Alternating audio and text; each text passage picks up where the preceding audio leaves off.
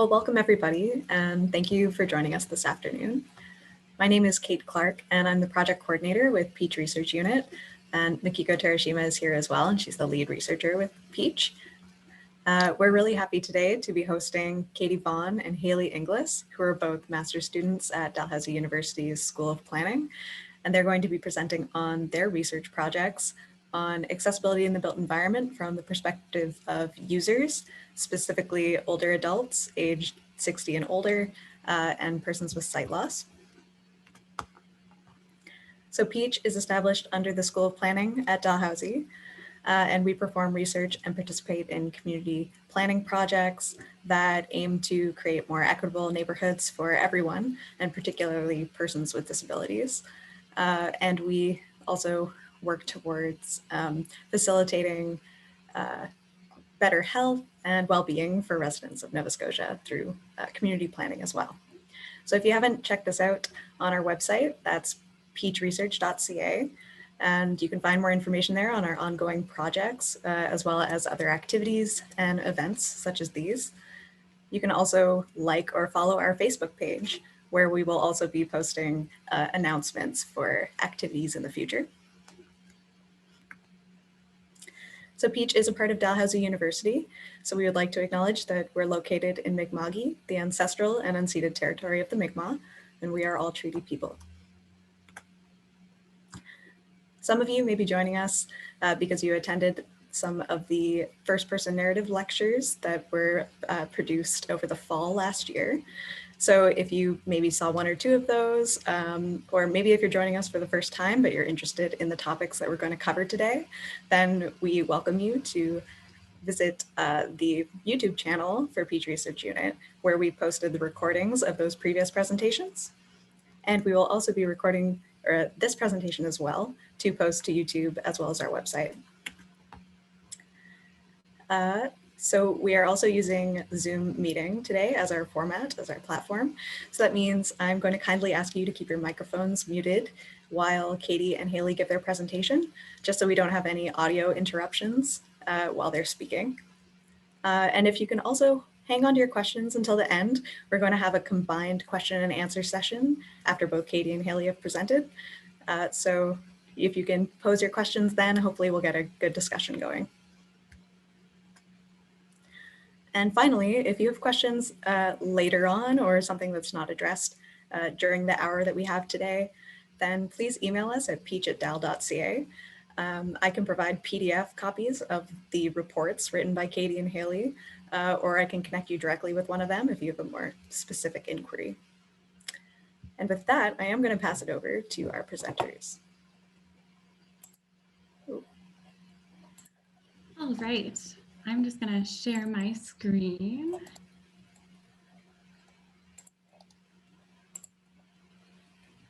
There we go. And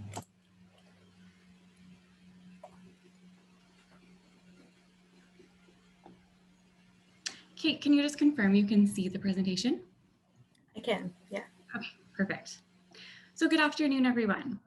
I am Katie Vaughan, and I will be sharing my independent project findings of the Spaces That Work For Me project, understanding older adults' perceptions of their built environment through Photovoice. So here's a brief agenda. I'm going to start off with a background, review the purpose, go into the methods and results, and I'm also going to finish off with just some challenges and opportunities that I found with the project. So just so we're all on the same page, I'm going to go over a few definitions. So accessible refers to the absence of physical barriers. Age-friendly considers how infrastructure and services can improve the quality of life of older adults. Neighborhood built environment refers to buildings, streets, and outdoor spaces in one's neighborhood. And then lastly, older adult typically refers to any individual who's age 65 and older. But I do want to mention for this project, we did include anyone who was age 60 and older. So when I refer to older adult, I usually am referring to the typical definition, but when I'm referring to the participants of the project, it does include anyone who is 60 and older. So by 2030, more than 1 in 4, sorry about that, more than 1 in 4 Nova Scotians will be age 65 and older. And older adults have a unique set of challenges in navigating the built environment because they may experience challenges with mobility, hearing, vision, pain, or memory. So historically, the built environment has been designed and created for more average citizens, those who are often younger, physically and mentally high functioning. And this creates a gap between what the built environment often enables and the actual ability of many older adults when they're conducting their daily activities. And this includes just walking to the park, getting groceries, or even just going to church. So few Canadian studies working directly with older adults have identified concerns and obstacles when accessing the neighborhood built environment. However, these research studies have yet to examine accessibility in the province of Nova Scotia, let alone examine accessibility from the perspective of older adults. And this brings me to the purpose of this study. So we aimed to better understand the accessible design needs of older adults in the neighborhood built environment by soliciting their perspectives from their lived experience. So the participatory action research method that guided the study was Photovoice. It's a qualitative visual research method that uses photographs and stories to capture the participants' experiential knowledge. And really what this allowed us to do was for the older adults to define and communicate their own perception of what accessible, age-friendly design looks like in their neighborhood.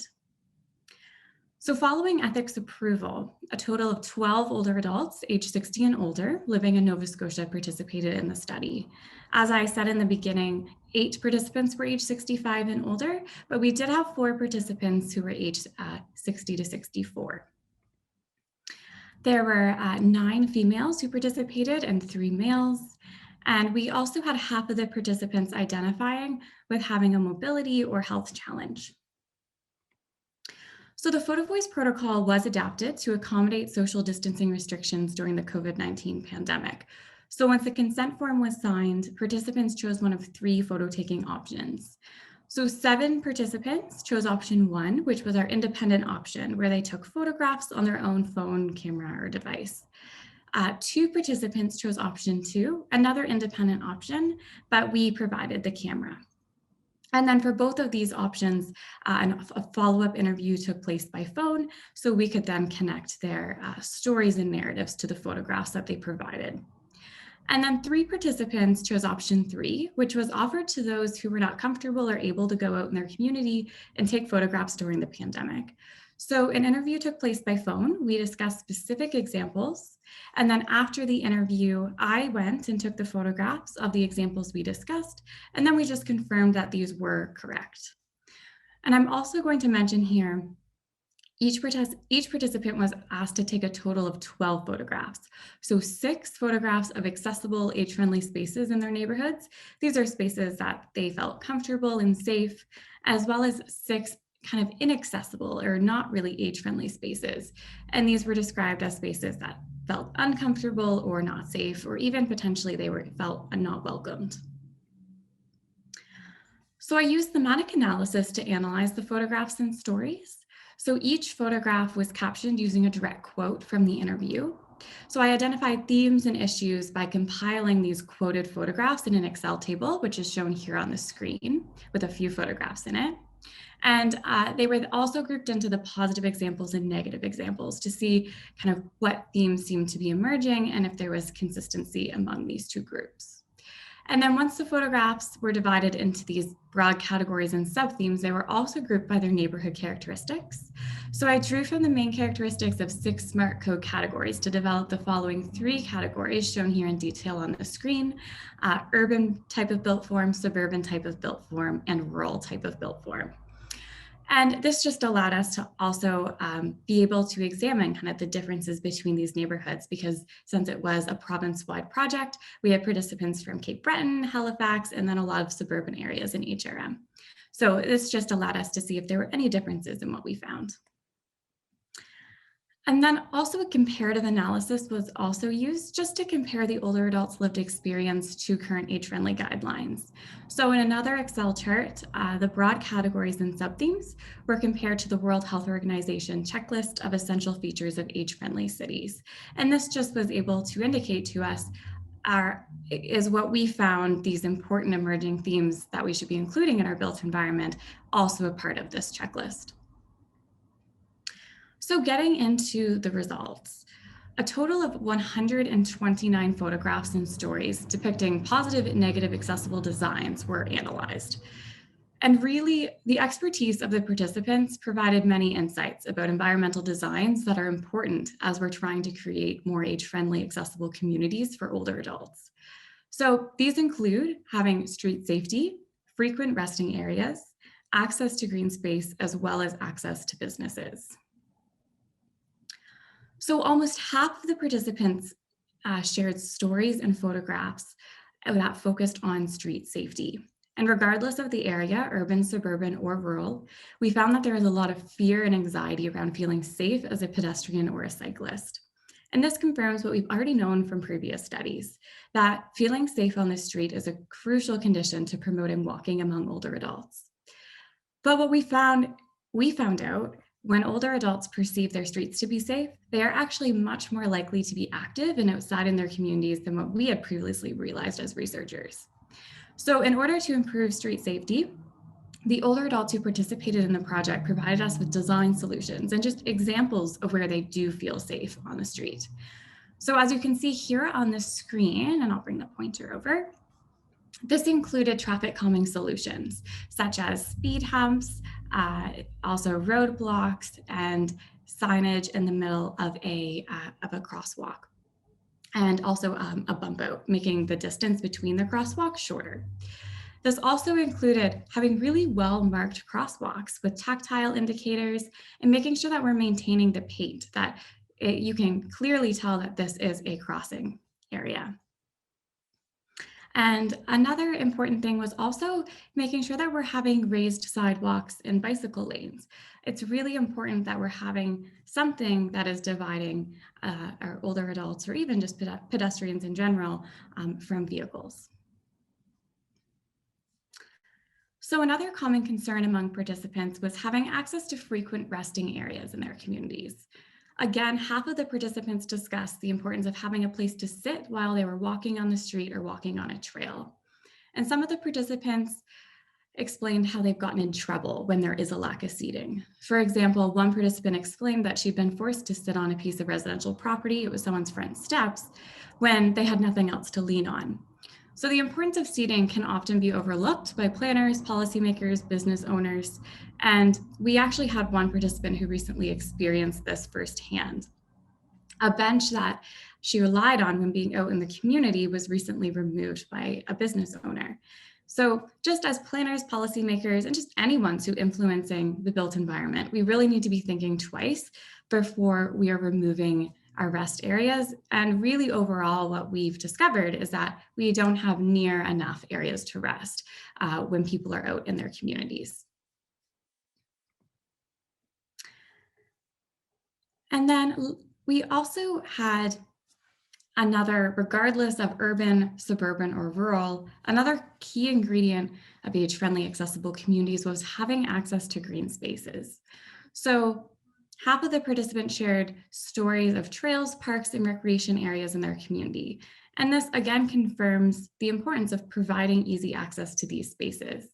So the older adults use the words therapeutic, natural beauty, and connection to describe these spaces. And urban areas, participants discussed feeling connected and really relaxed when they had access to parks like the public gardens. And then in more rural areas, the participants enjoyed using multi-use trails where they felt safe walking or cycling.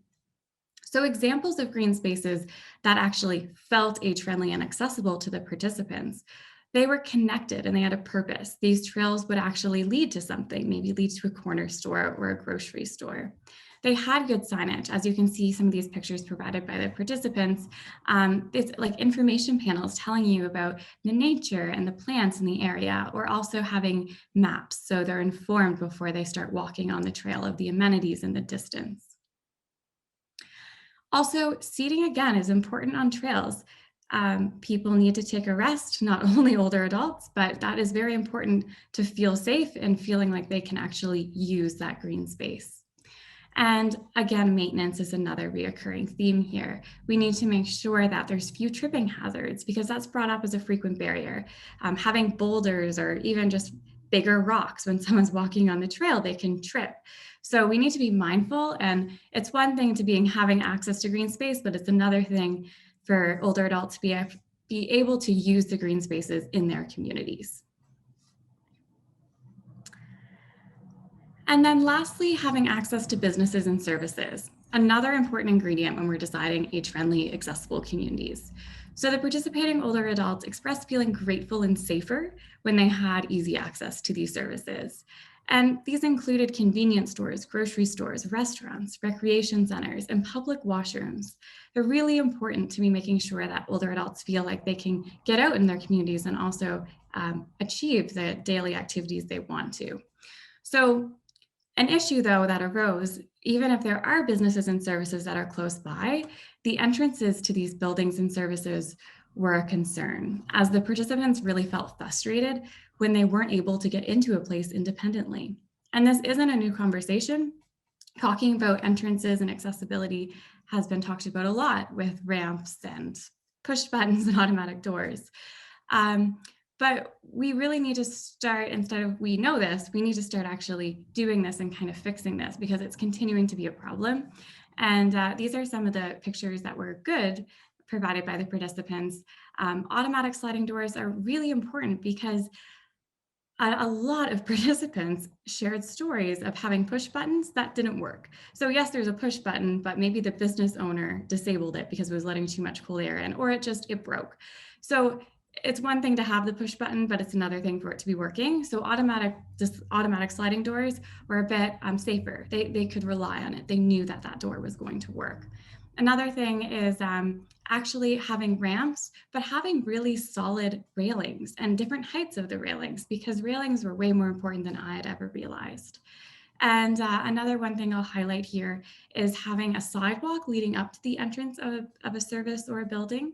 And this is just because parking lots have a lot of anxiety, and parking lots are perceived to be very dangerous by older adults. So if we're having actually a nice area or a sidewalk that they can actually lead up to the entrance, they're going to be feeling a lot more safer, as I think we all would be feeling safer. So although technology, some of the challenges, and the first one I'm going to talk about is technology, but really technology is what made this project possible during the COVID-19 pandemic. So it was definitely necessary, but I did just want to highlight a few kind of challenges with this remote version of a Photovoice with older adults. And it really wasn't actually using cameras. Even if a participant wasn't familiar with using a digital camera, when we provided it to them, they quickly learned how to point and click, and it seemed to not be overly an issue. But another issue, though, was using video conferencing software. So like Zoom, what we're doing today, typically a Photovoice would have a focus group at the end. And that's a great opportunity for participants to share the photographs, have common discussions, relate to one another's experiences. But this wasn't an option because the video conferencing was a bit too intimidating for most of the participants. So we ended up just doing the interviews by phone. Another challenge was recruitment. It was in the middle of a pandemic, so that is anticipated. But we partnered with Community Links to assist with recruitment, which was very helpful. But even with having a community partner on the project, it was challenging. So that's where the age got adjusted. We started off with recruiting only anyone age 65 and older, but we actually had we had the 4 participants that expressed interest who were on the younger 60s. So we ended up adjusting that age requirement just to make sure we could get a decent sample from this project. So the limitation there is that the typical definition of an older adult who is 65 and older, it doesn't apply to all of the participants, but it does apply to the majority of the participants. But despite these challenges, there's actually a lot of opportunities with doing a remote Photovoice study with older adults. And the first one I want to mention is that the remote method allowed for the photo taking options and adaptions. And this was actually able to accommodate the needs of participants who were not able to go in their community and take photographs. So if not for option 3, we had 3 participants who would not have been able to participate in a Photovoice study, but not even just a remote study, like any Photovoice study. So this at least taught me that we need to be really looking at how to adapt these great participatory action research methods to be able to include our target audience. And if that is older adults and persons with disabilities, we need to be making sure and getting creative in our adaptations because it's doable. There's a lot of ways to make it doable and get people involved. And having these different options, it was a great way and something I wouldn't have thought of if it wasn't for having to adapt the project with COVID. And another opportunity is that this allowed us to go Nova Scotia wide. Very often, research is happening in Halifax instead of Nova Scotia, in at least our province. And I think, especially when we're talking about age friendliness, a lot of our older adults and our aging communities are actually in our rural areas in Nova Scotia. So this was a great way to being able to include everyone, and then also being able to look into what are some of these differences between the rural, urban, and suburban areas in Nova Scotia. So it's clear from the study that partnering with older adults and incorporating their knowledge is a key way of creating age-friendly communities because they're the ones who are experiencing these issues every day. And as I showed on the slides with some of the pictures, they also provided design solutions and examples of ways to overcome some of these issues that we're facing. So by including them, we actually get to learn what is working, and also they had some great ideas of how to overcome some of these barriers. So this project was a great first step. We had 12 older adults, and that is actually a typical number with a Photovoice project like this. But I think that there's a lot more that we can do, and this project can be expanded to include even more older adults and really getting into some more of our rural Nova Scotian communities to really picking out what are these differences. So my recommendations is just future research, but also just community engagement and planning processes. We can be including older adults in these conversations, and we really need to be learning from what they think are solutions to some of these problems we're facing. So this concludes the presentation. Oh, I'm going to go to the next slide. I just want to quickly thank my supervisor, Dr. Mikiko Terashima, also Community Links. They were a huge help in actually recruiting participants and making this project happen, and also the MSSU for funding the project. So I'm going to pass it over to Hayley now. And then if you have any questions, I'll be happy to take them and give you some answers in our question period.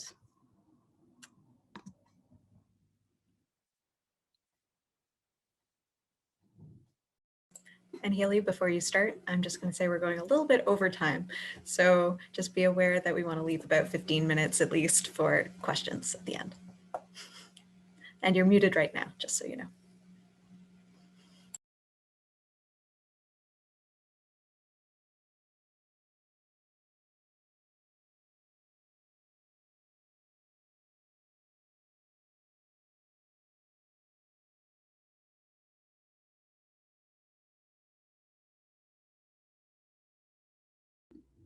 Okay, am I unmuted? Perfect. So as Kate introduced me in the beginning, my name is Hayley, and I'm finishing up my second year of my Master's of Planning degree here at Dalhousie.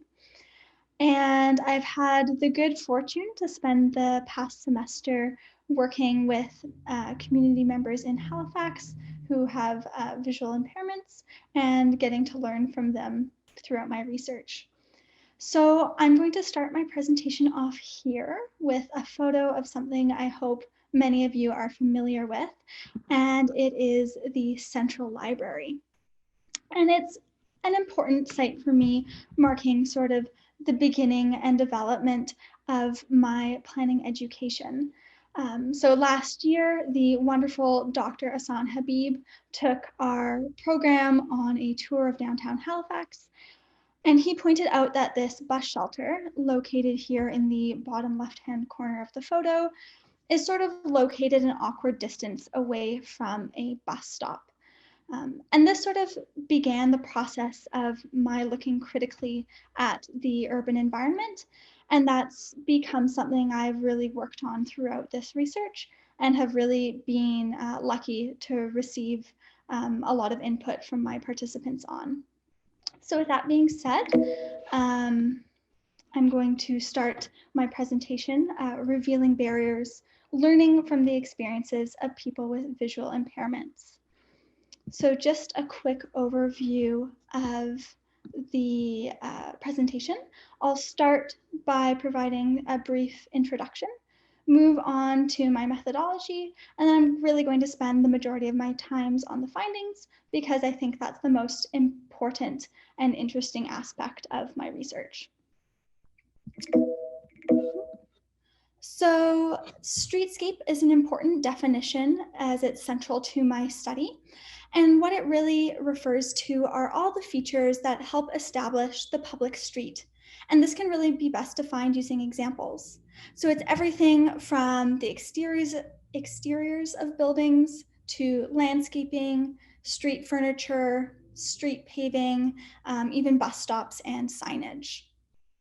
And it plays a central role in my purpose, which is to determine how the streetscape design in Halifax can be improved for individuals with visual impairments.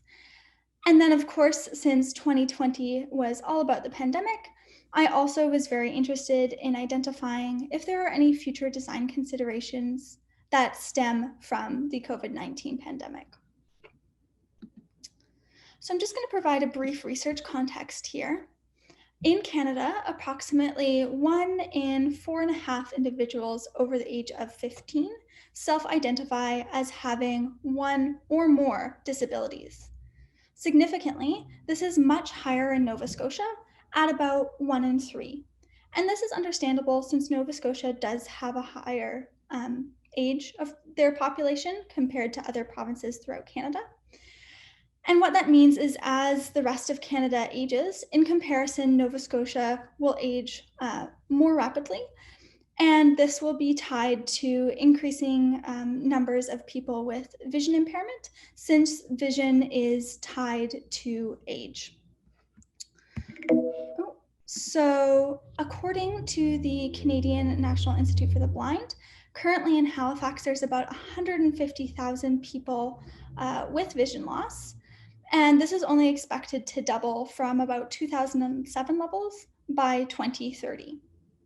And so I have representations of the 4 most common causes of vision loss here in Nova Scotia. Starting with cataracts, this tends to manifest as a yellowing and blurring of the field of vision. Age-related macular degeneration leaves some peripheral vision, but very little central vision. Diabetic retinopathy, of course, all of this is different depending on the individual, but diabetic retinopathy tends to leave patches of vision, although it can lead to full blindness. And then glaucoma, which is sort of the inverse of macular degeneration, where you have tunnel vision, but very little remaining peripheral vision.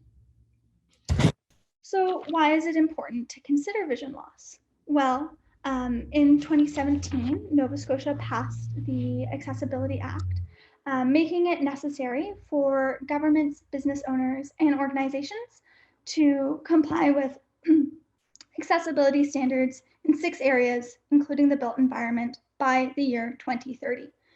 So what this does is it really provides an excellent opportunity to develop new policy standards and guidelines that can help create a more accessible and socially just environment. However, in able to do that, we're going to require an understanding of a range of disabilities, including vision loss, which is sadly something that is often under-researched, especially here in Nova Scotia. So with that being said, I'm going to dive into my methodology. And I was incredibly lucky to be put in touch with 12 participants. And they represent several of the different conditions of vision loss that I referred to earlier. So 5 of my participants had absolutely no vision whatsoever and self-identified as being fully blind. 4 participants described their vision as being able to see some light and some dark, so relying on high contrast in the environment. And then 3 individuals had some central or some peripheral vision. So I had all my participants in different focus groups, and I asked them for their opinions on the challenges to the streetscape in their experience, to tell me about any improvements or suggestions they would recommend for the streetscape, and then lastly, to tell me a little bit about their experience quite literally navigating the COVID-19 pandemic. So I took all their responses and feedback and used this to create an experience-based audit. So what is an experience-based audit? Well, it's essentially my attempt to take all the knowledge I learned from my participants, distill it into a little booklet that hopefully people will be able to pick up and use to apply to their own environment and maybe be able to think a little bit more critically about the streetscape. And so this audit is divided into 4 main sections, which were the main themes that came out of my consultation. So talking about construction, intersections, challenges in the street, and to do with COVID-19. And this is an example of what one of the pages of the audit looks like. So on the leftmost panel, we have the feature. It's followed by a description of why it's challenging or how it could be improved. And then there's a couple of photos, and wherever I did my best to show a poor implementation of that feature, and then another example of something that had been done better. So in terms of the construction section, participants spoke to experiencing challenges with cones, detours, sidewalk closures, and then sign placement. And just to represent this a little bit more, I have some photos here. So the photo on the far left shows a sidewalk closure. And there's 2 things to take note of. Firstly, there's an orange detour sign, which is not terribly helpful because there is no detour. This setup is really relying on people to jaywalk and unsafely cross the road or try to navigate this structure. The second issue is the sidewalk closure sign is located halfway down the block. It would be much more helpful if this were located at the beginning of the street, so participants or anybody else don't need to walk all the way down the street before they discover that they have to turn back. So the central picture is a great example of how this could be improved. So there's a sawhorse closing off the sidewalk right at the beginning of the street, but also leaving enough space at that intersection for pedestrians to finish crossing the road, discover that the sidewalk is closed, and then turn around. The third photo shows a sign flat on its back in the middle of the sidewalk.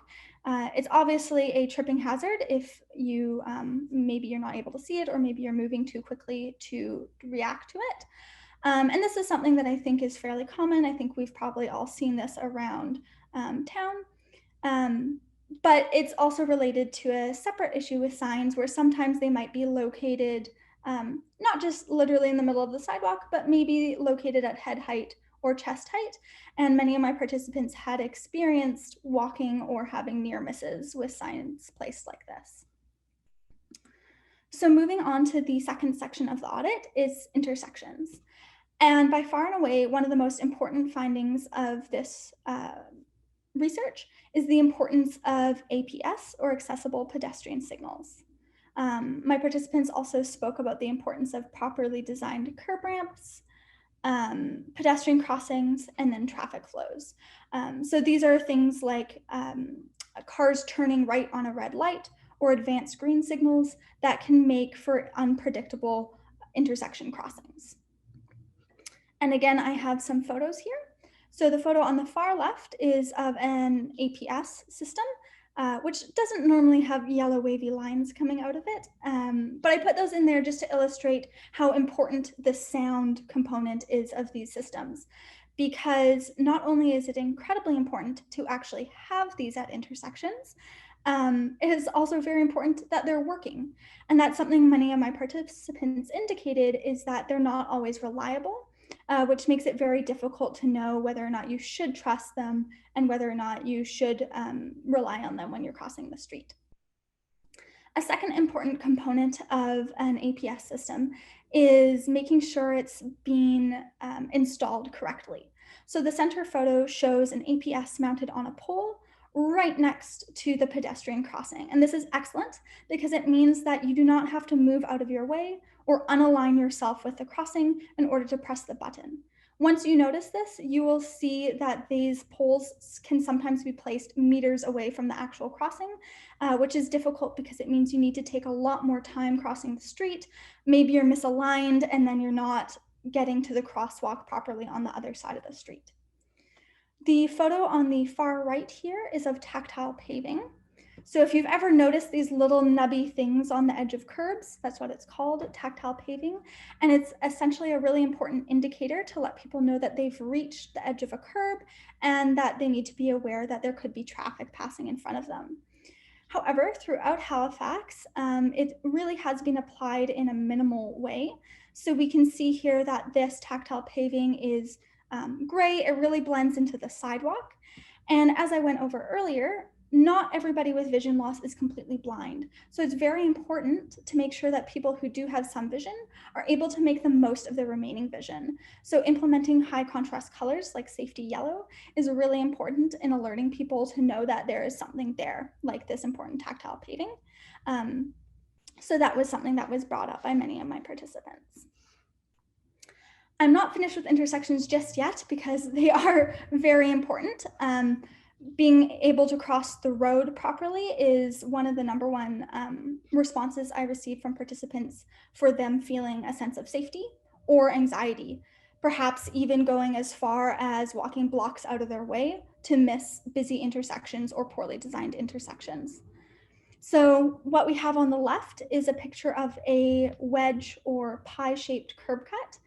And you'll notice that it encapsulates both legs of the pedestrian crossing. Whereas the curb cuts on the photo on the right, there's one individual curb cut for each crossing so that pedestrians are going to be completely aligned with the crossing when they cross. And unfortunately, the majority of curb cuts going in around Halifax right now are more of this wedge-shaped style, which are incredibly difficult when you're trying to align yourself to properly cross a road. So now I'll talk a little bit about streets. And this is essentially anything one might encounter while on the street, from building entrances to bus stops, crossing parking lots, the pedestrian corridor, and sidewalks. So this photo on the left here is a great example of what I mean when I talk about the pedestrian corridor. We have on the left a Canada Post mailbox, followed by a large planter on the right, followed by steps jutting out on the left. And what this essentially does is it makes somebody walk in a zigzag pattern, losing their alignment with the street and really having to dodge obstacles. So it's not ideal.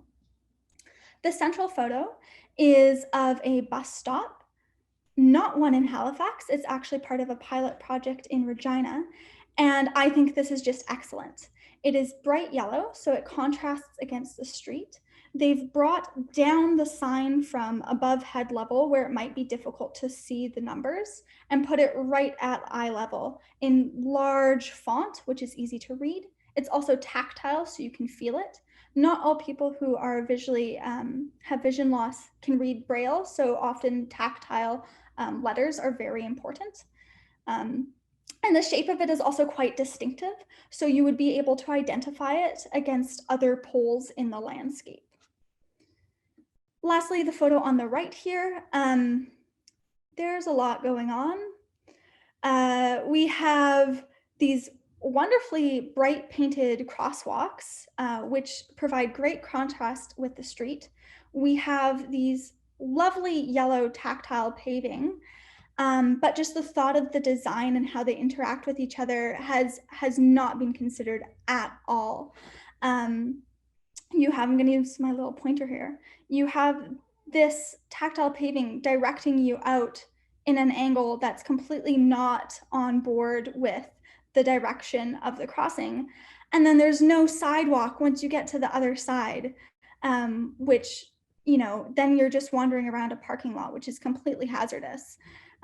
So yeah, this is bad.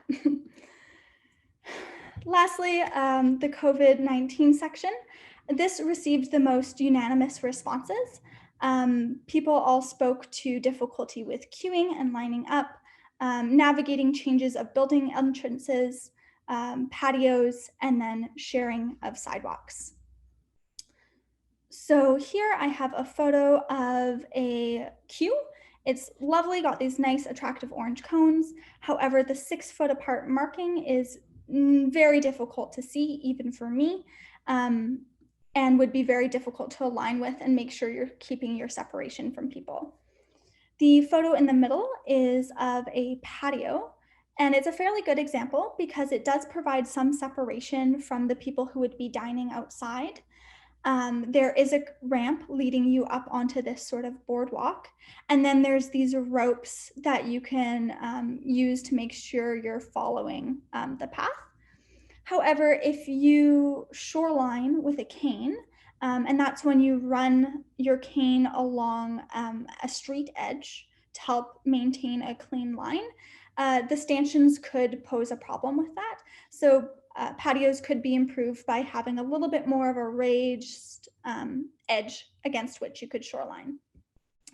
Lastly, the photo on the right here is an example of what happens when you close an entrance to a building and require pedestrians to find an alternate route around. And that route hasn't been thought through in terms of accessibility. So again, we have the sidewalk ending here and leading into this minefield of obstacles that you're just going to have to navigate. So rather tricky. So that was a lot. I know I've just run through a lot of photos and a lot of different design ideas, but what I'm really hoping is that I'm identifying small pieces of things in the environment that you can start to identify in a more cohesive manner. And that's what happens with me when I now return to looking at this photo of the Central Library. Now I don't just see this photo of the bus shelter. I also understand that this contrasting white path is designed to lead people towards the entrance of the building. I understand how this wide open space in front of the library could actually be a little bit disorienting for somebody who relies on shorelining and doesn't have a curb to follow. Whereas this curb around this statue is fabulous for shorelining. The glass doors don't have enough contrast against the glass windows to be able to identify from a way away. Or now I understand what the purpose of the tactile paving at the top of these stairs is. And I also know that it needs to be in higher contrast against the black of the surrounding environment. So I really hope that this has shown you ways that you can maybe start to look a little bit more critically at your environment, and also some of the challenges that are faced by my wonderful visually impaired participants. And with that, I would like to say thank you very much, and I look forward to your questions. All right, thank you, Katie and Haley. I'm seeing some comments in the chat saying what a great job you've done. So excellent work. Now we're going to open it up to questions. This is great. We have about 15 minutes, just like I asked. So great timing. I see a hand up. There's a question in the chat that we can get to. I'll let the hand, oh, the hand has disappeared. Sorry, that was me clapping. Oh, that was a clap. Sorry. So you'd think I'd be totally familiar with Zoom by now. That's okay. Thank you, Jordan. Oh, I actually see a physical hand raised. So Terry, would you like to ask your question? Yeah, thank you. Those are both excellent presentations. Thank you so much. Just one observation I wanted to make. It's more of a comment, I guess, and it applies to both presentations, is the incredible importance of good maintenance. And I say that because we live in a city with a lot of hills, with a lot of icy conditions, with some pretty wonky weather. But it's not just looking after the ice and the snow. It's also ensuring that, you know, a lot of our streetscaping now, we've gotten away from slabs of concrete and asphalt, and we've applied a lot more sort of visually aesthetic brickwork and pavers and that kind of thing. So it's really important to ensure that they stay in place, that plows and that don't sort of hook one and raise one up and create these tripping hazards too. So that's really important. And the other thing was just, and this may be one of my personal pet peeves, I guess, is I've often approached lit crosswalks where you push the button, but you have no assurance or guarantee that the lights are actually working. If it doesn't have the audible sound that you can hear it, you're assuming that the lights are flashing and that the drivers coming from both sides are slowing down, but you're not exactly sure. It seems, and this is maybe directed towards traffic engineers, that if they could incorporate in the lights maybe some kind of a lens underneath that would flash downward. So if you're at the intersection, you can look up and you confirm that the lights are in fact flashing and that the drivers see it. And also what happens sometimes when you're maybe 30, 40 feet behind somebody who's just crossed an intersection, they push the button, you assume the lights are still flashing for them. But again, once you're underneath the lights, you're not absolutely sure that they're still flashing. So just a couple comments anyway, but thank you very much. Excellent presentations. Thank you, Terry. Yeah, that was great input from you. Thank you. Sorry, losing my voice there for a second. Perhaps I will read the question in the comments that was asked by Paul. I believe this is more directed at Katie's presentation because it's asking about older adults. And Paul was asking whether you had a chance to look into the percentage of the 65 and older populations currently using trails, and whether you've found any research available to indicate what usage percentage would be realistically achieved at trails for older adults, as well as any implications for resource allocation to maintaining these trails. Great, thank you, Kate and Paul for the question. Really great questions, actually. Off the top of my head, I don't know those percentages, and I don't even know if they exist for Nova Scotia. But at the same time, one of my participants was actually on some trails committees and a huge trails advocate. So I can definitely reach out and actually see if these committees have that kind of information, because I think if anyone would have it, it might be some of these kind of trails advocates and trail committees. So I actually, if you can give me your email, I can get back to you and give you actually some more information on that.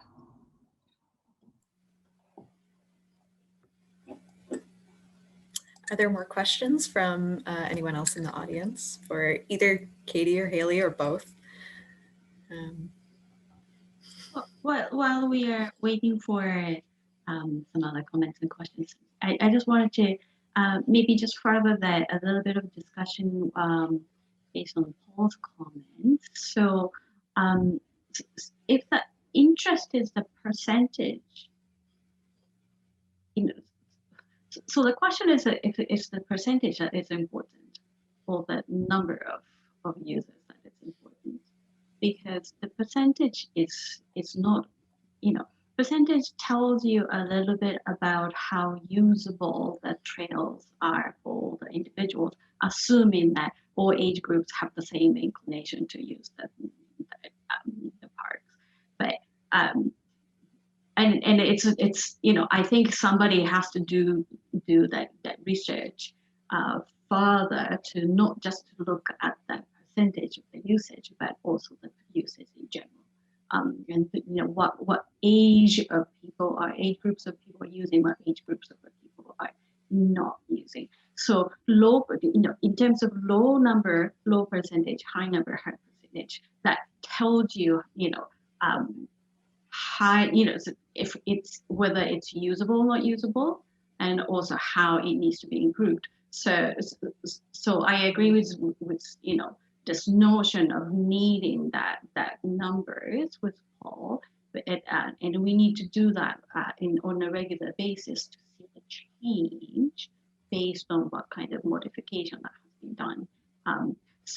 Yeah, that is a great point that Paul is raising, and I think we need to think about, think more about what kind of data, what kind of statistics are helpful in order to inform a policy or justification for a certain amendment for different types of population. Thank you for that, Paul. So there's a few hands raised and in the comments. So Anne, I believe, is the first to have voiced interest in asking a question. Okay, hi. I have my video on if that's okay, but can you hear me all right? Yes. Okay, thank you so much. Excellent presentation. I unfortunately had a Wi-Fi disconnection and missed part of the end of it. I wanted to find out if you had covered wayfinding at all in terms of linking that with dementia. I know there are some cities in the Netherlands, for example, that use wayfinding for people with dementia that are color coded, but that also have a kind of sensory thing for people that have low vision. And I guess it's a question as well as a comment that we have to make sure what we're talking about universal design, so we cover all disabilities, because I think it's very important not to separate out low vision from mobility, from like the solutions have to work for everybody. And I just wanted to reiterate the point about maintenance. Twice in the last month, I've been unable to unload from a wheelchair van because there's a beautiful curb, but the snow hasn't been removed. So I think that's a really important part of any kind of design. Thank you. Thank you, Anne. You're right. These solutions need to work for multiple populations, and though we're studying them independently, like the goal is definitely to bring these design solutions together.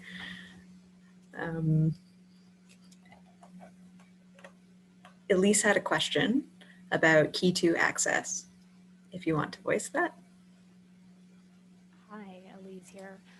When I was looking up ways to improve our not perfect audio traffic signal here in Liverpool, I came across this. It's a website called Key to Access, and apparently it's like an app or a device, and you interact with the pole. I've seen like a pilot in St. John's, I think Montreal, Sudbury used them, and I had heard about Halifax, so I was just wondering if anybody had any experience with that. Yeah, so maybe I can speak to your question there, Elise. But by all means, Katie, chime in if that came up in your group.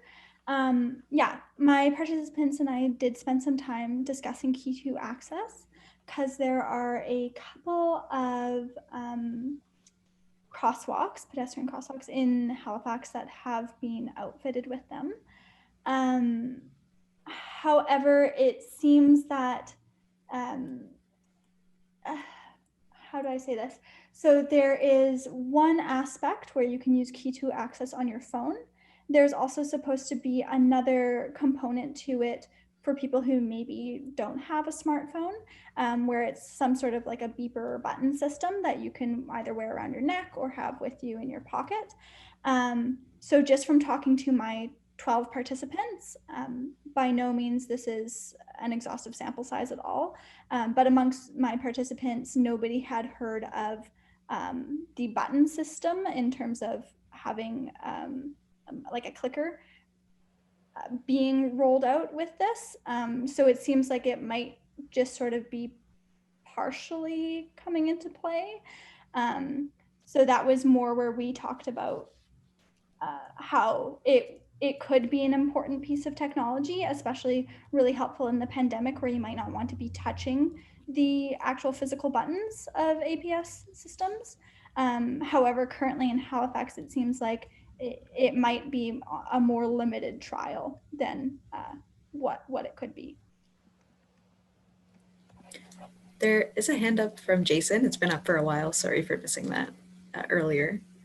No, that's all right, Kate. Thanks for letting me in here. Great work, Hayley and Katie. The presentations were great. The research is very in depth, and we're very impressed with the quality of their presentations.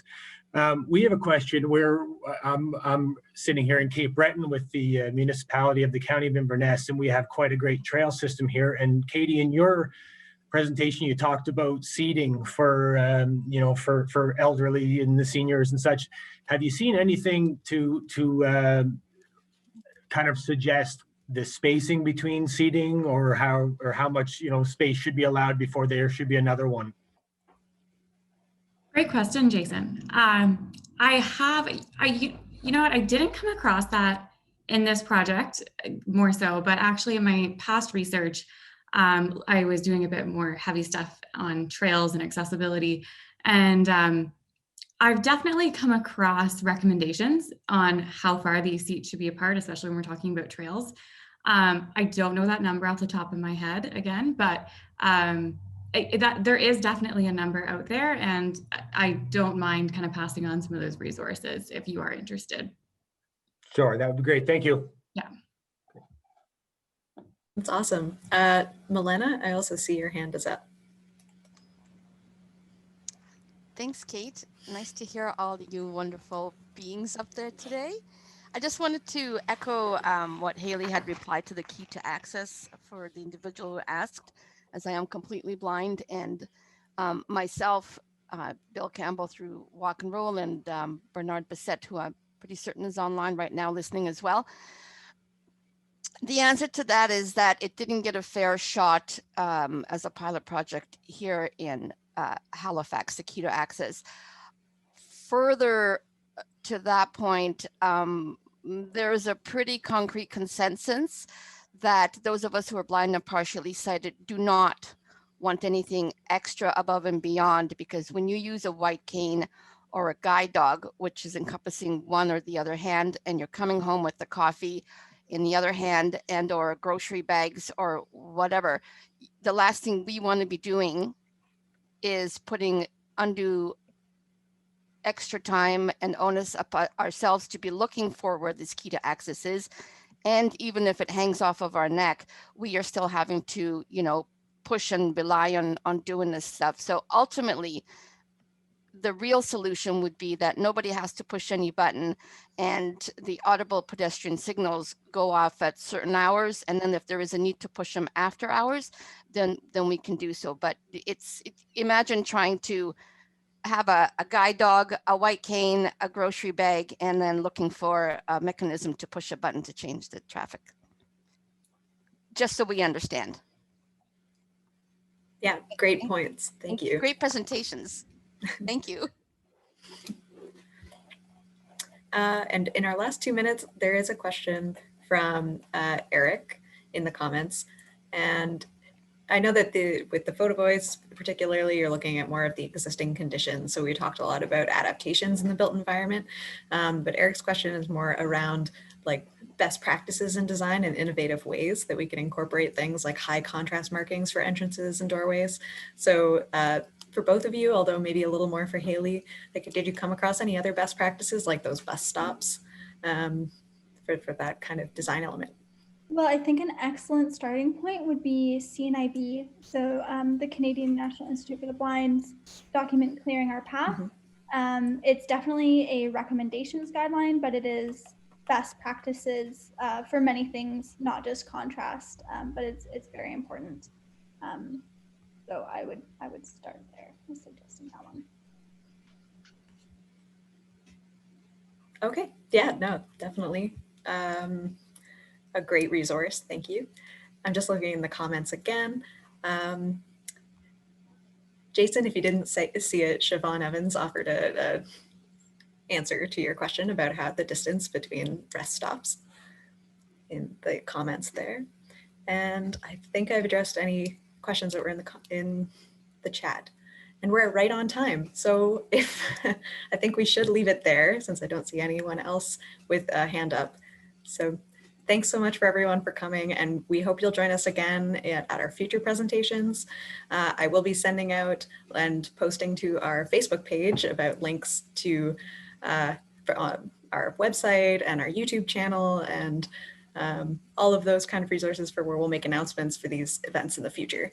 So thanks so much for being here, and we look forward to staying in touch.